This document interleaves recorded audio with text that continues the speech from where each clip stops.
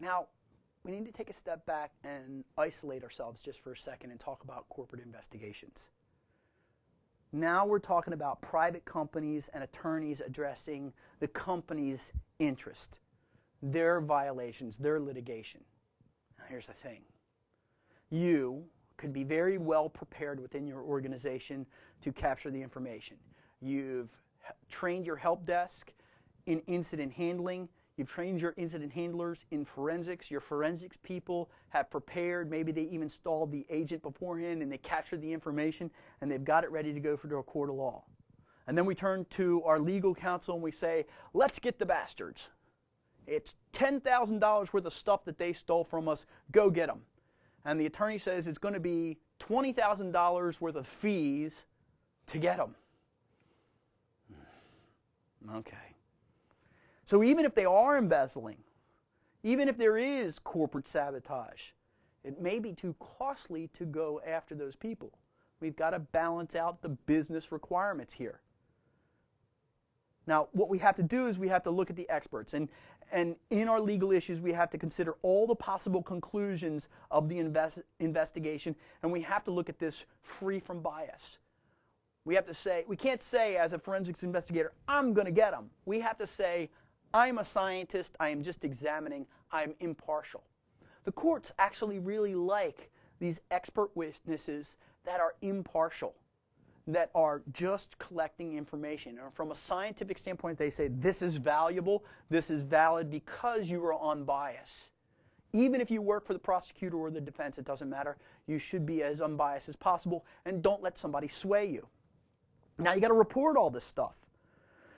That final report, it actually needs to have all the data in it, but it needs to be compelling.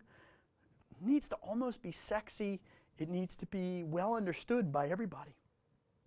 At the end of this course, we're going to talk about reporting and how you can actually get that done. So remember, computer forensics is about preservation, identification, and extraction, interpretation, and documentation of evidence, computer evidence. The need for forensics has increased because the number of computers has increased and the number of mobile phones has increased and smartphones have increased. So it's becoming ever present.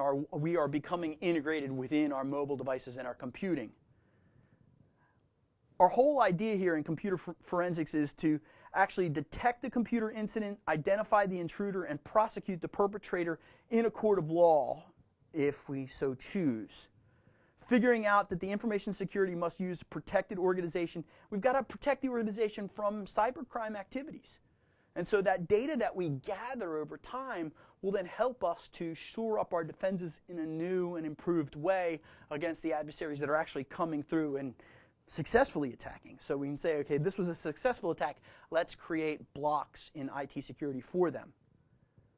This forensics readiness is going to support the need to protect our property and our evidence. And so if we create a process and a system that actually does that for us, then we can, as we do that, then we can better be prepared for the court.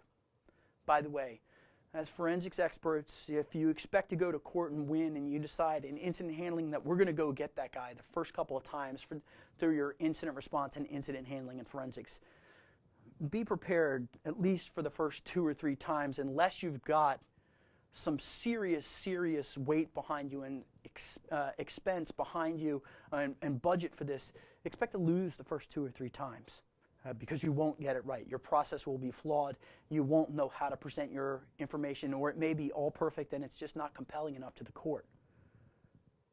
Remember, we're talking about the illegal activity involving computers and systems, whether they are part of the crime, incidental to the crime, or the target of the crime. We have to be prepared to organize that and say, okay, why are we looking at this device? For what reason? And what should we expect to gain from it? You've got to do lots of research. You remember I told you at the very beginning that you might have to get all the different operating systems installed so that you can compare them to the particular evidence that you're examining at this moment in time.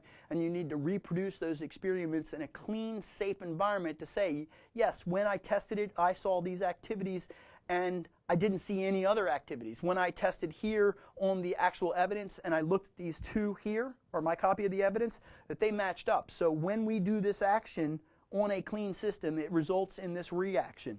When we looked at this system, that end action was in fact there, and we can see that over a long period of time, over many different instances. The results of the report may be used internally, or it may be presented by a trained forensics expert in a court of law. Don't expect to be an expert until after about 4 years of working with these technologies. That's our introduction to forensics, and now we're going to start digging into each one of these components and revealing what you can do to become a forensics investigator.